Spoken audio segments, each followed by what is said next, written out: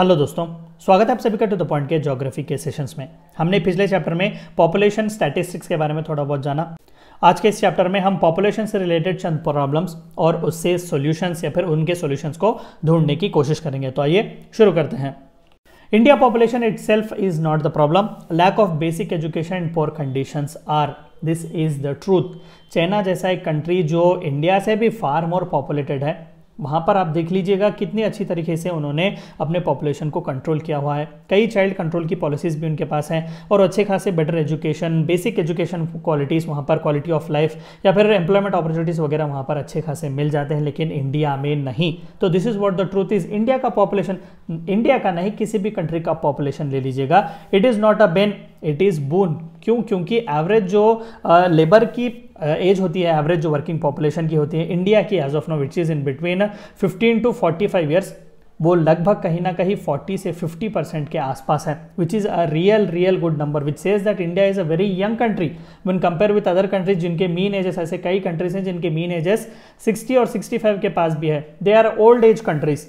तो वहाँ पर प्रोडक्टिविटी इतनी अच्छी नहीं होती। Japan is one such example, they are literally moving at this age gap. तो जाहिर सी बात है कि इंडिया जो है इस तरीके के जो पॉपुलेशन से रिलेटेड जो बोन्स हैं उन्हें बोन्स की तरह ही इस्तेमाल करें, बेन की तरह इस्तेमाल ना करें। तो चाहिए कि हम बेसिक एजुकेशन उन्हें प्रोवाइड करें, क्वालिटी ऑफ लाइफ दें, पोर इकोनॉमिक कंडीशंस जो होते हैं वो ना रखें, अच्छा खासा मालन्यूट्रिशन जो होता है उसे एरेडिकेट करने की कोशिश करें, उन्हें अच्छी से ज़्यादा क्वालिटी लाइफ दें, ठीक है। इस तरीके का अवेयरनेस लाएँ, स्किल्स उन्हें प्रोवाइड करें ताकि उन्हें अच्छा खासा एम्प्लॉयमेंट आ सके। तो इससे रिलेटेड चंद इंपॉर्टेंट प्रॉब्लम्स और उनसे रिलेटेड सॉल्यूशंस।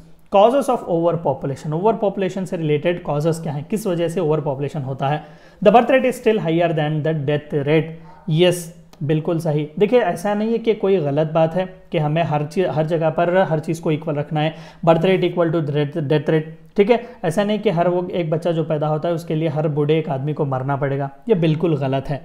लेकिन हर वो एक बच्चा जो पैदा होता है चाहिए कि हम उस बच्चे के लिए एडिक्वेट फ्यूचर ऑलरेडी डिसाइड करके रखें। महज ऐसा नहीं कि 3-4 बच्चे हमारे पास हैं, अरे चलो भगवान के नाम है, भगवान देख लेगा, हमारा क्या। तो इस तरीके से इस तरीके से अननेसेसरली बर्डन जो है पॉपुलेशन का वो पड़ता है, not just on your family but on the entire nation, ठीक है। तो अच्छी बात है कि डेथ रेट्स भी जो है वो कम होने चाहिए, हाइयर नहीं होने चाहिए। This says that our medical system is very good. So जाहिर सी बात है कि birth rate is still higher than the death rate. The fertility rates are still high. Fertility rate यानी कि एक वुमेन जो है अपने पूरे ज़िंदगी में वो कितने बच्चों को जो है वो बर्थ दे रही है। इंडिया में as of now it is approximately somewhere around 2.1%।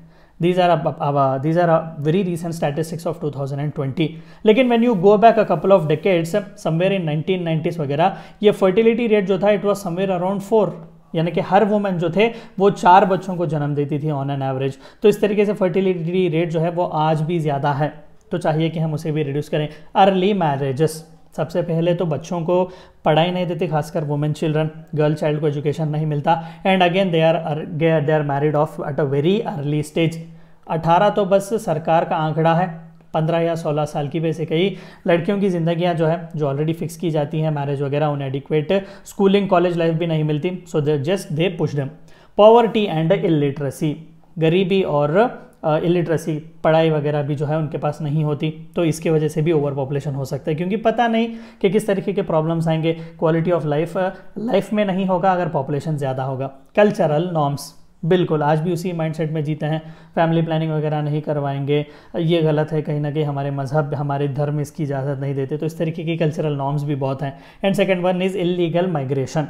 Pakistan, Bangladesh, Sri Lanka, Afghanistan, ऐसे कई आसपास के कंट्रीज से कई ऐसे इलीगल माइग्रेंट्स आकर इंडिया में सेट हो जाते हैं, उनकी वजह से भी कई बार हमारे पॉपुलेशन पर एडवर्स इफेक्ट पड़ रहा है। So these are the few causes of overpopulation. और दूसरा, what will be the effects of overpopulation. इस तरीके के ओवर पॉपुलेशन से इफेक्ट्स क्या होंगे। सबसे पहला, सबसे इंपॉर्टेंट, अनएम्प्लॉयमेंट बढ़ेगा। अगर एम्प्लॉयमेंट इंडिविजुअल के पास नहीं होगा तो वो घर कहाँ से चलाएगा, घर नहीं चला सकेगा। अगर एडिक्वेट पैसा नहीं है तो कहाँ से जो है वो अपनी फैमिली को फीड करेगा। Poverty, again second one comes here. Mall nutrition का इशू होता है, बच्चों को पढ़ाई कहाँ से देखा, इलिटरेसी का इशू यहाँ से आता है। तो इस तरीके से these are the chains which open up, ठीक है। तो जाहिर सी बात है कि अनएम्प्लॉयमेंट सबसे पहली चीज़ है, और अनएम्प्लॉयमेंट क्यों, स्किल नहीं है उसके पास, ताकत तो है काम करने के लिए, लेकिन काम करते कैसा है, करना कैसा है, उसे पता नहीं है। मैन पावर यूटिलाइजेशन, सही तौर पर नहीं होता। Best example is disguised unemployment.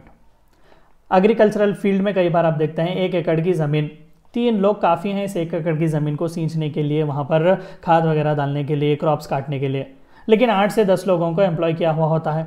तो ये एडिशनल बर्डन 7 से 6 लोगों का क्या होगा? Disguised unemployment. मैन पावर को सही तरीके से यूटिलाइज नहीं कर रहे हैं। प्रेशर ऑन इंफ्रास्ट्रक्चर, यस, सरकारें इंफ्रास्ट्रक्चर नहीं बनाती, कहाँ से बनाएंगी इतनी बड़ी पॉपुलेशन को इंफ्रास्ट्रक्चर देने के लिए? जो कोई भी सोशल सिक्योरिटी की स्कीम्स वगैरह आती हैं क्या 1-2 लोगों के लिए हैं? नहीं, लाखों करोड़ों लोग हैं। ठीक है, अगर सरकार 100 रुपये लोगों में जो है गरीब लोगों में बांटने की सोचती है तो मान लेते हैं कि अगर यहाँ पर 2 गरीबी हैं तो 50-50 रुपये लेंगे। वही अगर 10 गरीब हैं तो 10 रुपीज़ फॉर एवरीवन। वही अगर 100 गरीब हैं तो what will you get? Only 1 रुपी। तो जाहिर सी बात है कि इंफ्रास्ट्रक्चर पर बहुत बुरा प्रेशर पड़ता है। रिसोर्स यूटिलाइजेशन, सही तौर पर रिसोर्सेज भी हम यूटिलाइज नहीं कर पाते हैं। Decreased production and increased cost, बिल्कुल प्रोडक्शन गिर जाएगा ओवर पॉपुलेशन की वजह से। मैन पावर जो है हमारे पास है लेकिन एडिक्वेट स्किल्स उनके पास नहीं है, एम्प्लॉय नहीं कर सकते, प्रोडक्शन कहाँ से आएगा? और कॉस्ट जो है डिक्रीज हो जाएगा, गिर जाएगा। क्यों? क्योंकि सप्लाई ज़्यादा है, डिमांड पूरा कम है। इनइक्विटेबल इनकम डिस्ट्रीब्यूशन, पूरे देश भर में चंद ही क्लस्टर्स में जो है आसपास हाईली इनकम के ग्रुप्स जो हैं वो जम जाएंगे, बाकी की पूरी कंट्री में पुअर पीपल, स्लम्स वगैरह देखने को मिलेंगे। So these are the few effects of overpopulation. Steps to control population in India, तो क्या कर सकते हैं? चंद स्टेप्स। सोशल मेजर्स, सबसे पहला सोशल मेजर्स लें, अवेयरनेस बढ़ाएं।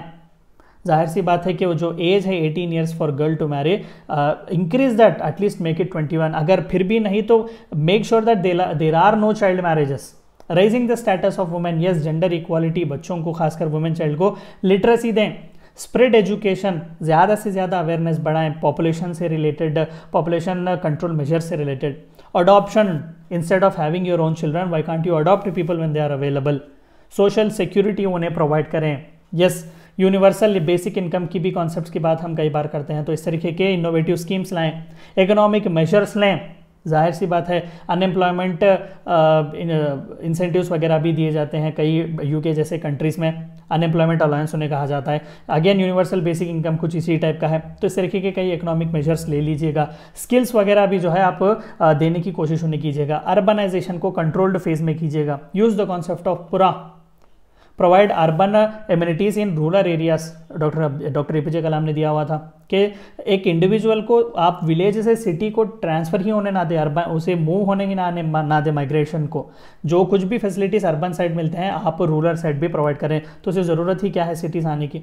कंट्रोल माइग्रेशन, आसपास का इलीगल माइग्रेशन भी कंट्रोल करें और विद इन द कंट्री भी इस तरीके का माइग्रेशन आप कंट्रोल करने की कोशिश करें। So these are the few steps how we can control population in India. ये थी चंद बातें जो आपको जाननी थी पॉपुलेशन कंट्रोल मेजर्स के बारे में, पॉपुलेशन प्रॉब्लम्स और उससे रिलेटेड सॉल्यूशंस के बारे में। Thank you for watching my video.